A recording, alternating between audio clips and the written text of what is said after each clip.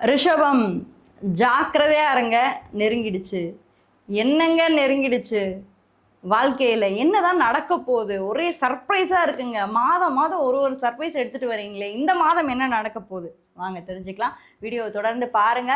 அது மட்டும் இல்லாம நம்மளுடைய ஃபோக்கஸ் ஆன்மீகம் சேனலை இன்னமும் நீங்கள் சப்ஸ்கிரைப் பண்ணாமலே வச்சுருந்தீங்க அப்படின்னா மறக்காமல் சேனலை சப்ஸ்கிரைப் பண்ணிவிட்டு உங்களுடைய ஆதரவை தொடர்ந்து கொடுத்துக்கிட்டே இருங்க. நீங்கள் நம்மளுடைய கன்சல்டேஷன் வேணும் அப்படின்னு நினச்சிங்கன்னா கீழே இருக்க வாட்ஸ்அப் நம்பர் மூலமாக என்ன நீங்கள் தொடர்பு கொள்ளலாம். ரிஷபராசியை பொறுத்த வரைக்கும் இந்த மாதத்தில் கரியரில் எப்படி இருக்க போகிறீங்க அப்படின்னா, ராசிக்கு 10ஆம் இடத்துல இப்போ ராகு உட்கார்ந்துருக்காரு இல்லையா? ஸோ இந்த மாதத்தை பொறுத்த வரைக்கும் நம்ம பார்க்கும்போது ராகுவே 10ல் இருக்கும்போது டெஃபினட்டாக இட்ஸ் அ குட் பீரியட் அப்படின்னு நான் சொல்லுவேன். இந்த மாதத்தில் புது ப்ராஜெக்ட்ஸ் உங்களுக்கு வரதுக்கான வாய்ப்புகள் இருக்குது, கொலாபரேஷன் வரதுக்கான வாய்ப்புகள் இருக்குது, நிறைய ஆட்கள் அவங்க கூட. ஏன்னா இந்த டைம் பீரியடில் உங்களுக்கு சனி பகவான் 10ஆம் இடத்தோட அதிபதி, தொழில் ஸ்தானாதிபதி 11ஆம் இடத்துல போய் வக்ரம் ஆகுறார். So excellent period.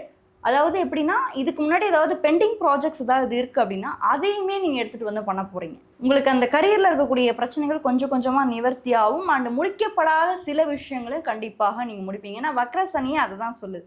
என்னென்ன விஷயம் நீ பெண்டிங்கில் வச்ச, உங்களுடைய 9ஆம் பாவம் 10ஆம் பாவம் தொடர்ந்து நீங்கள் என்னென்ன விஷயம்லாம் பெண்டிங் வச்சியோ அந்த விஷயத்தை எல்லாத்தையுமே இந்த வக்ர சனி காலகட்டம், அதாவது குறிப்பாக சொல்லணும்னா இந்த ஆகஸ்ட் மாதம் அந்த பெண்டிங்கான விஷயத்தை எல்லாத்தையுமே முடிச்சுட்டு நெக்ஸ்ட் லெவலுக்கு நீங்கள் மூவ் ஆகக்கூடிய ஒரு நல்ல ஒரு அற்புதமான ஒரு வாய்ப்புகளை இந்த ஒரு ஆகஸ்ட் மாதம் கொடுக்கும். இதை தவற விடாதீங்க. ஏன்னா இந்த டைம் பீரியடில் தான் உங்களுக்கு புதன், குரு, சூரியன் 3ஆம் இடம் சொல்லக்கூடிய முயற்சி ஸ்தானத்தில் இருக்காங்க. ஸோ முயற்சிகள் கண்டிப்பாக பலனடிக்கும். பட் எஃபர்ட்டை கொஞ்சம் அதிகமாக போடுங்க. ஏன்னா ரிஷபத்துக்கு க்ரியேட்டிவிட்டி அதிகம், அந்த நாலேஜ் அதிகம், எல்லாமே இருக்குது.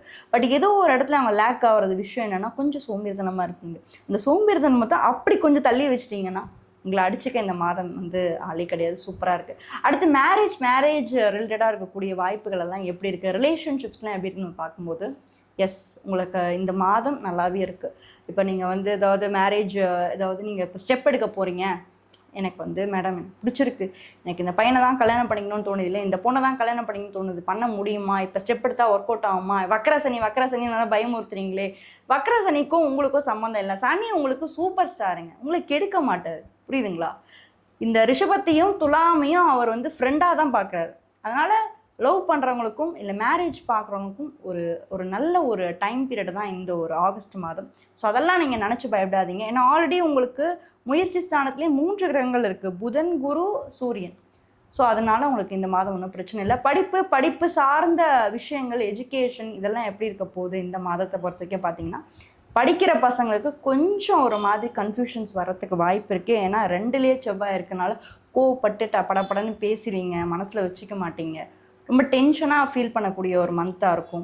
ஃபோக்கஸ் பண்ணுறது கொஞ்சம் கஷ்டமாக இருக்கும். ஏன்னா நமக்கு அது ஆல்ரெடி ஒரு 6 மந்த்ஸாக அதான் நீங்கள் ஃபீல் பண்ணுறீங்க. ஃபோக்கஸ் ரொம்ப மிஸ் ஆகுதுங்க என் பையனுக்கு, என் பொண்ணுக்கு அப்படின்லாம் ஃபீல் பண்ணிகிட்டு இருப்பீங்க. பட் டெஃபினட்டாக கொஞ்சம் யோகா, மெடிடேஷன், தியானம் ஒரு நிலையெல்லாம் படுத்துகிறாங்க இந்த மாதம் அப்படின்னா கண்டிப்பாக ரொம்ப பாசிட்டிவாக அடுத்து வரக்கூடிய மாதங்கள் எல்லாமே அவங்களுக்கு ரொம்ப பாசிட்டிவாக லைஃப்பில் நிறைய மாற்றங்கள் எதிர்நோக்கி காத்துக்கிட்டு இருக்கு.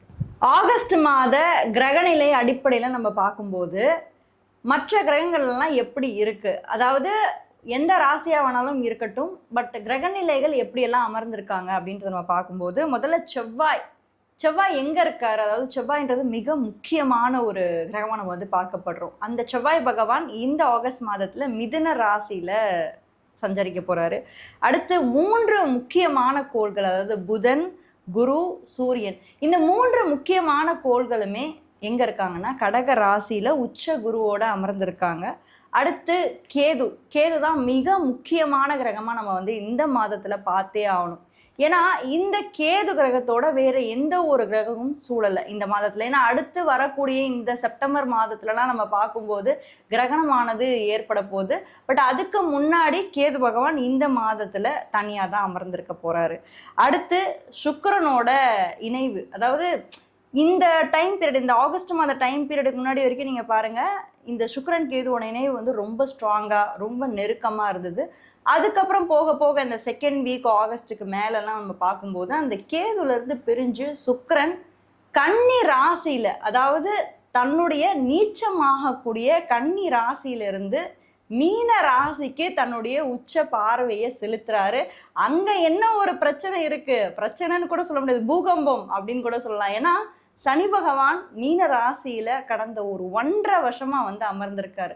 1.5 வருஷமா அமர்ந்திருக்கக்கூடிய இந்த சனி பகவான் இப்போ இந்த கோச்சாரத்துல மாறக்கூடிய இந்த சுக்கிரனை நேருக்கு நேர் வந்து பார்க்க போறாரு. ஸோ ரொம்பவே பவர்ஃபுல்லா அமையக்கூடிய ஒரு விஷயம். ஏன்னா ஒரு பக்கம் வந்து பார்த்தீங்கன்னா நீச்சமான ஒரு சுக்கிரனோட அமைப்புல சனி பகவான் அவருடைய நெருங்கின ஃப்ரெண்டு, ரொம்ப க்ளோஸான தோஸ்துன்னு கூட சொல்லலாம். ஸோ அந்த சனி பகவான் இந்த சுக்கிரனை வந்து இந்த மாதம் வந்து பார்வையிடுறாரு. அதுக்கப்புறம் வேற யாரு? ராகு, கலியுகத்துடைய கடவுள், அதாவது கலியுகத்துடைய மகான் அப்படின்னு கூட நம்ம சொல்லலாம்.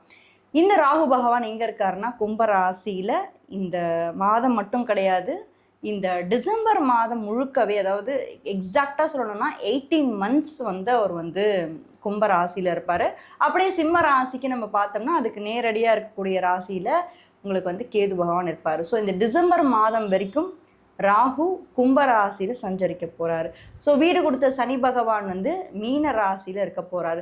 ஸோ இதுதான் வந்து கோச்சார ரீதியா கிரக நிலைகள் வந்து மாதம் மாதம் மாறிட்டே இருக்கு. அதை தான் நம்ம ஒவ்வொரு மாதமும் நம்ம பேசிக்கிட்டே இருக்கோம். ஒவ்வொரு மாதமும் கிரகங்கள் எப்படி எப்படி மாறுறாங்க, எந்தெந்த வீட்டுக்கு மாறுறாங்க. ஏன்னா நம்ம ஒரு ராசி பலன் எடுத்தோம்னா அது வந்து ஒரு பர்டிகுலர் ராசியை மட்டும் நம்ம மென்ஷன் பண்ண முடியாது. ஏன்னா இங்க பாருங்க 12 ராசிகள் இருக்கு இல்லைங்களா? ஸோ 12 ராசிகளும் 9 கிரகங்களும் இருக்கு. ஸோ அவங்க மாதம் மாதம் மாறுவாங்க. மாதம் மாதம் மாறக்கூடிய கிரகங்கள்னு சில இருக்கு, வருடம் வருடம் மாறக்கூடிய கிரகங்கள்னு சில இருக்கு. ஸோ நம்ம ராசி பலன் பார்க்கும்போது ரெண்டுத்தையுமே எடுத்து தான் பார்க்கணும். ஸோ வெயிட்டேஜ் வந்து ரெண்டுமே இருக்கு. ஸோ நிறைய பேர் பண்ற தப்பு என்னன்னா, ராசி பலன் பார்க்கும்போது வெறும் ராசிநாதன் மட்டும் பார்ப்பாங்க, சனியை மட்டும் பார்ப்பாங்க, சுக்கிரனை மட்டும். அப்படி கிடையாதுங்க. மற்ற கிரகங்கள் கோள்கள் வக்ரமாவுதா? ஏன்னா இப்ப பாருங்க இந்த குறுகிய காலகட்டத்துல இந்த ஒரு டைம் பீரியட், இந்த ஜூலை மாசத்துலலாம் பாருங்க புதன் வந்து வக்ரமாயிட்டே இருந்தார். இப்ப இந்த ஆகஸ்டுக்கு அப்புறம்லாம் அவர் வக்ர நிவர்த்தி ஆகி நேர்கதிக்கு வந்து மாற போறார். ஸோ அப்ப கிரகங்கள் வந்து வக்ரமாகும், திரும்பி நேர்கதிக்கு வரும். இந்த மாதிரி நிறைய விஷயங்கள் வந்து ஒரு அற்புதமான ஒரு விஷயம் தாங்க ராசி பலன். நீங்க வந்து அதை ப்ரிடிக்ஷனா மட்டும் பார்க்காம ஒவ்வொரு மாதங்களும் கிரகங்கள் எப்படியெல்லாம் மூமெண்ட்ல இருக்காங்க அப்படின்றத நோட் பண்ணும்போது டெஃபினட்டா நம்மளால வந்து நிறைய விஷயங்களை தெரிஞ்சுக்க முடியும். ஏன்னா இந்த பிரபஞ்சத்துல நிறைய விஷயம் சேஞ்ச் ஆகிட்டே இருக்கு. அது நம்மளால தான் வந்து கண்டுபிடிக்க முடியல. பட் நீங்கள் ஒன்ஸ் அது அஸ்ட்ராலஜின்ற ஒரு விஷயத்துக்குள்ள நீங்கள் இன்வால்வ் ஆகிட்டீங்க, இன்ட்ரெஸ்ட் உங்களுக்கு வந்துருச்சு அப்படின்னா அந்த கிரகங்களோட மாற்றங்கள் எப்படி இருக்கு, மனிதனோட வாழ்வியல்ல அவங்க என்னென்ன மாதிரி மாற்றங்களை கொண்டு வர போறாங்க, அது மட்டும் இல்லாமல் உங்களுடைய தசாபுக்திகளும் இதுக்கு பின்னாடி ஒரு மிகப்பெரிய ஒரு ரோல் ப்ளே பண்ணும். கண்டிப்பாக ப்ளே பண்ணும். அது நிறைய பேருக்கு தெரிய மாட்டேங்குது. ராசி பலன் நடக்க மாட்டேங்குதுன்னு நீங்கள் வெளியே சொல்லிடுறீங்க. பட் ஆக்சுவலாக அந்த ராசி பலனை நம்ம வந்து மேட்ச் பண்ணி கரெக்டாக பார்க்கணும்னா தசாபுக்திகள் தான் வந்து பார்த்தீங்கன்னா ஒரு எப்படி சொல்கிறது, படத்தோட டேரக்டர் மாதிரி. இப்போ ஒரு படத்தோட டேரக்டர் எவ்வளோ முக்கியம், அவர் தானே எல்லாத்தையுமே வந்து அமைப்பார், புரியுதுங்களா? ஒரு ஹீரோ அமைக்கிறது, ஹீரோயின் அமைக்கிறது, எல்லாத்தையும் அமைக்கிறதும் ஒரு டேரக்டர் தான். ஸோ அப்போது அந்த தசாபுக்திகள் அப்படின்றது ஒரு டைரக்ஷன் கணக்கில் தான். ஸோ இவ்வளோவும் நம்ம தெரிஞ்சாதான் ஒரு ராசி பலன் அடிப்படையில் நம்ம எடுக்க முடியும். அது மட்டும் இல்லாமல் ராசி பலன் அப்படின்றது பொது பலன் அப்படின்றத நீங்கள் மைண்டில் ஃபஸ்ட்டு வச்சே ஆகணும். ஏன்னா இது ஒவ்வொரு மாதமும் மாறக்கூடிய ஒரு பலன். இது ஒரு 30 to 40% தான் உங்களுக்கு மேட்ச் ஆகும். என்னங்க இப்படி சொல்கிறீங்களே, இப்போ வந்து இப்படி சொல்கிறீங்களே அப்படிலாம் கேட்கக்கூடாது, புரியுதா? நான் எல்லா வீடியோலும் ஒரே விஷயத்த தான் சொல்லிட்டு இருக்கேன். அது நீங்கள் புதுசாக பார்க்குறவங்களுக்கு வேணால் அப்படி இருக்கலாமே தவிர, ஏன்னா ஆரம்ப கட்டத்துலேருந்து என்னை நீங்கள் ஃபாலோ பண்ணிட்டு இருந்தீங்க அப்படின்னா கண்டிப்பாக நான் ஒரே விஷயத்த தான் இன்சிஸ்ட் பண்ணுறேன். ராசி பலன் அப்படின்றது மாதம் மாதம் மாறக்கூடிய ஒரு பலன். ஸோ ராசி பலன்னா ஒரு ஜென்ரல் ப்ரிடிக்ஷனாக எடுத்துக்கோங்க. மற்றபடி மற்ற கிரகங்கள் மாறுற ஒரு விஷயத்த நீங்கள் வந்து அப்படியே கண்டினியூஸாக நீங்கள் வந்து செக் பண்ணி பார்த்துக்கலாம். மற்ற ராசிகளை பற்றி தெரிஞ்சுக்கணும்னா இந்த வீடியோவில் ஃபர்ஸ்ட் கமெண்ட்டில் ஃபர்ஸ்ட் லிங்க்கில் கொடுத்துருக்கேன், மறக்காமல் அதையும் போய் செக் பண்ணுங்கள். யாராவது ஒரு ஃப்ரெண்டுக்கு இந்த வீடியோ நீங்கள் ஷேர் பண்ணி அனுப்பணும், இல்லை அவங்க வாழ்க்கையிலே இது ரொம்ப பெரிய ஹெல்ப்பாக இருக்கும் அப்படின்னு நீங்கள் நினச்சிங்கன்னா மறக்காமல் அவங்களுக்கும் ஷேர் பண்ணுங்கள். நீங்கள் என்ன ராசியில் பிறந்தீங்க, என்ன நட்சத்திரத்தில் பிறந்தீங்க அப்படின்றத கீழே மறக்காமல் கமெண்ட் பண்ணுங்கள். தேங்க்யூ.